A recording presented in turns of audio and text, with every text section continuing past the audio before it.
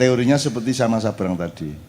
Kok Anda ngoyak banget, kok seolah-olah saya itu penting amat, kok seolah saya itu bisa apa gitu, sampai air di bawah untuk saya tiup, kepalamu kau datangkan ke depanku untuk aku pukul, mulutmu kau buka untuk aku ludahi.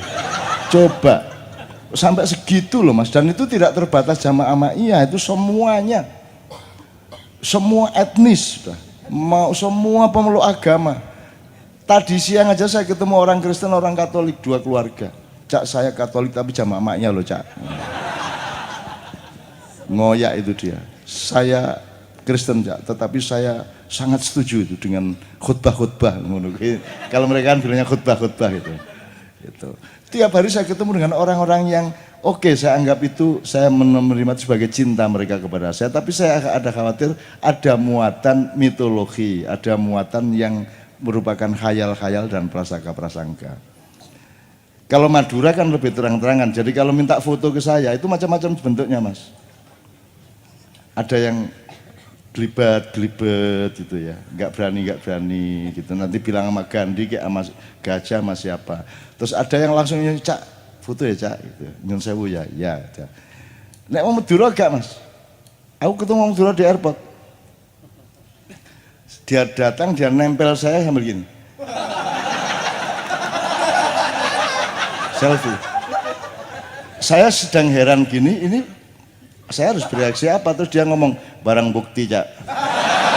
Barang bukti. Kamu mau ke pengadilan apa gimana? Barang bukti. Wong Madura. Tapi dia sangat menjelaskan toh. Sangat menjelaskan tujuannya bahwa dia ingin barang bukti bahwa dia ketemu saya, kan begitu kan? Dia akan bilang sama teman-temannya, sama keluarganya kan gitu. Tapi langsung barang bukti Cak. Ceklek, iya. Madura. Memang orang Madura itu akurat berpikirnya, akurat. Top. Ya Allah, alhamdulillah. Oke. Jadi sekali lagi Ustadz, antum juga tolongin saya juga ya. Sabrang tolong saya juga, Muzamil tolong saya. Saya khawatir Anda itu menyangka saya tahu yang sebenarnya saya tidak tahu. Satu ya. Kalau agak detail, Anda menyangka saya ini mengerti hal-hal yang sebenarnya saya tidak mengerti. Tapi karena Anda menyangka saya mengerti, terus Anda melakukan saya secara berlebihan. Tuh. Nomor 3, Anda menyangka atau menghayalkan saya itu memiliki sesuatu yang sebenarnya saya tidak memiliki. Itu saya khawatir. Nanti Anda minta ke saya, ternyata saya tidak punya. Nah, jadi saya ini tolong ini di filter ya teman-teman sekalian. Katakanlah ambil 4 aja. Mungkin Anda ini berprasangka saya ini mampu melakukan yang sebenarnya saya tidak mampu lakukan. Ini kan bahaya ini kalau diterus-terusin. Jadi tolong Anda tetap objektif kepada saya, karena saya khawatir Anda terlibat di dalam kesalahan-kesalahan prinsipil. Misalnya Anda menganggap saya ulama, upamanya ya. Itu kan salahnya luar biasa. Ulama itu, ini saya mohon konfirmasi dari Syekh ya. Kalau yang banyak saya kenal itu fuqaha, faqih, jamaknya fuqaha, orang yang mempelajari kemudian mengerti hukum Islam, mengerti hal-hal yang menyangkut hukum Islam, itu namanya faqih, jamaknya fuqaha. Jadi kaum fuqaha, maka mereka memberi fatwa, ini halal, ini haram, sertifikasi warung gitu ya, karena mereka itu fuqaha.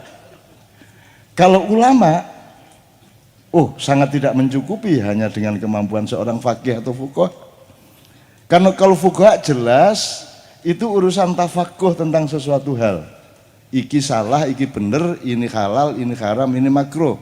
Itu fuqaha, urusannya sangat jelas, sangat terbatas, itu pendek banget, urusan pendek.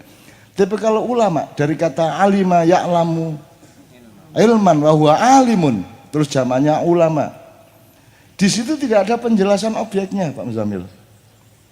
Orang yang mengerti, gampangnya gitu ya. Mengerti apa?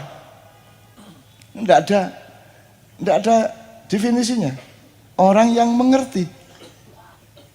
Kalau fuqaha mengerti hukum Islam. Tapi kalau ulama mengerti apa? Tidak ada penjelasannya.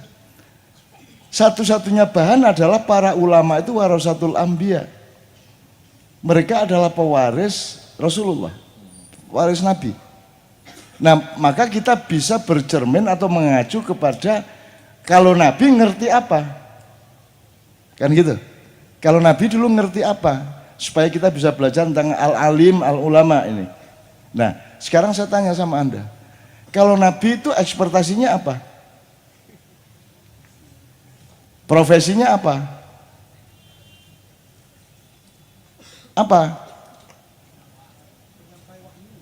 Apakah seorang Nabi, misalnya Rasulullah SAW, bisa Anda kotak di sebuah ekspertasi profesional?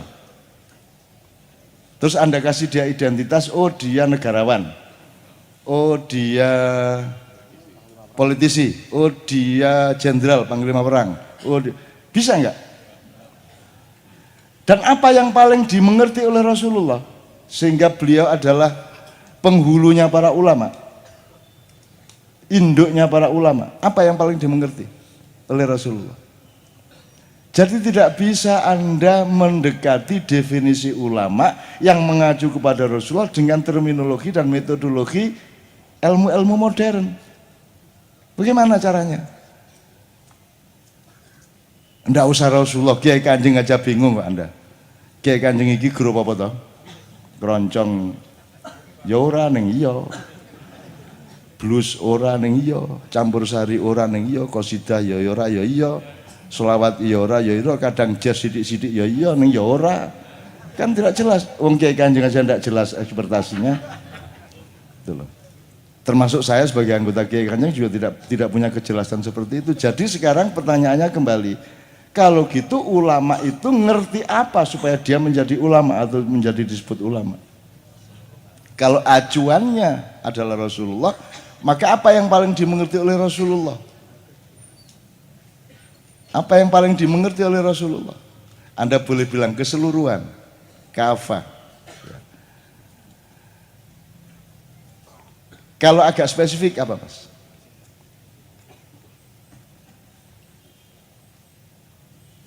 Apa kira-kira Rasulullah itu yang paling dimengerti oleh Rasulullah itu apa?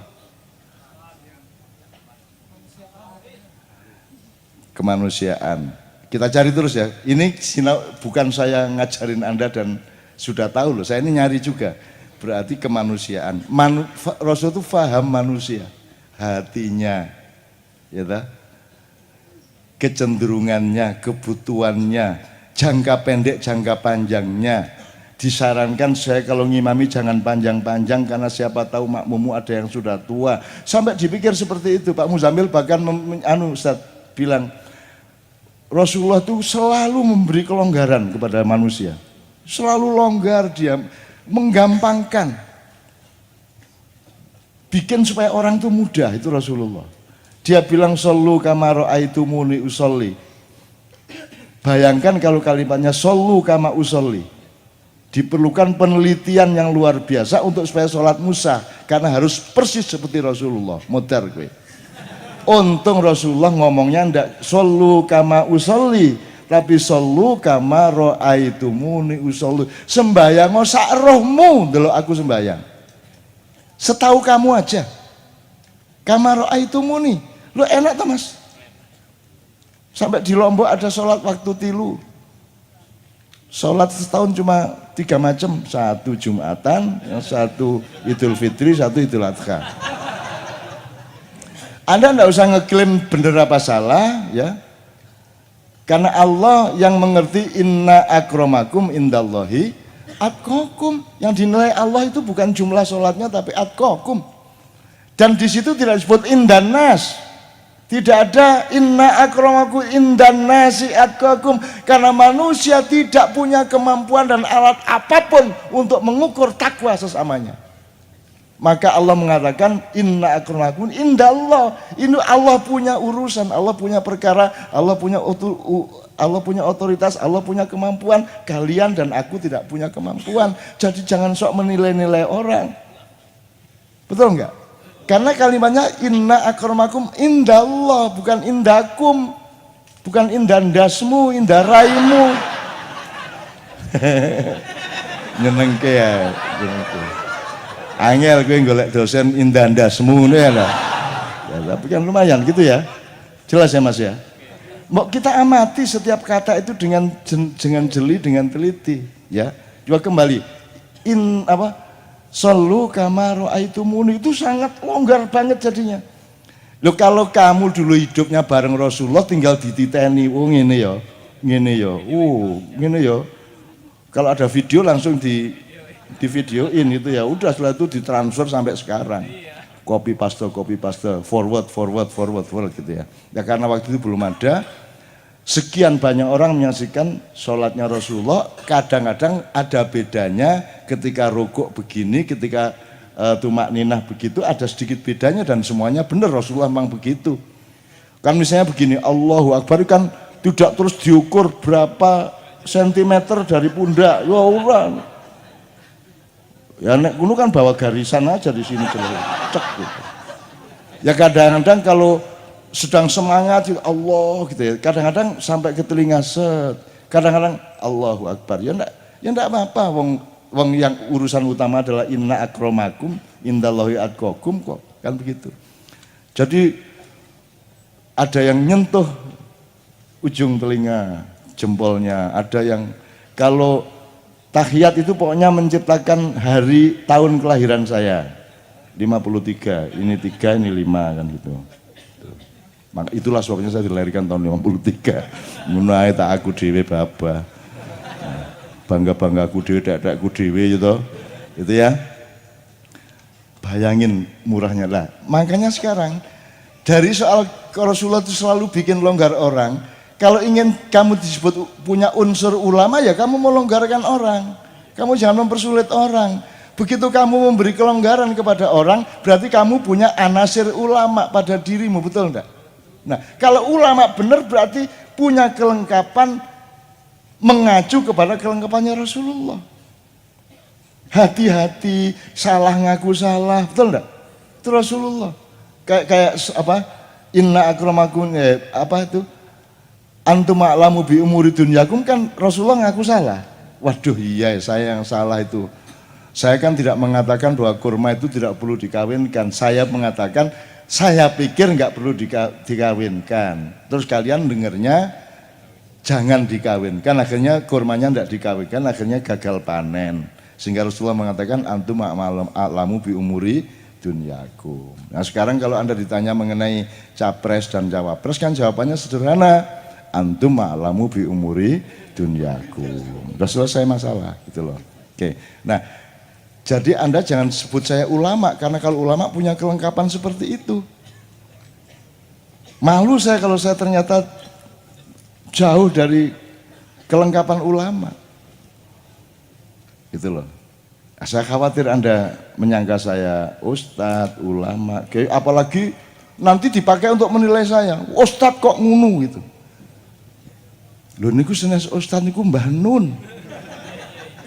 Kiai kok gitu. Lho niku senes kiai niku. Mpun dikai beling kok mbiyen kiai tapi beling lah. Saya seneng banget tuh dengan sebutan itu. Jadi sebutan kiai beling itu kan membatalkan kekiaian saya. Masa kiai beling gitu. Jadi oke, sebutlah kiai asal ada belingnya. Begitu ada belingnya berarti saya batal kiainya. Dan itu dulu majalah Matra pada tahun 90-an awal kan 89-an lah gitu. Saya seneng kata beling itu. Sesungguhnya saya tidak beling. Mereka juga berprasangka aku beling. Beling apa aku itu? Bojo situ. Apa ana sing beling saya? Enggak beling saya. Gondrong iya. Oh bojo loro, ibune sabrang siji. Ibune Haya siji. Ya. Waduh ngersu lo anakku.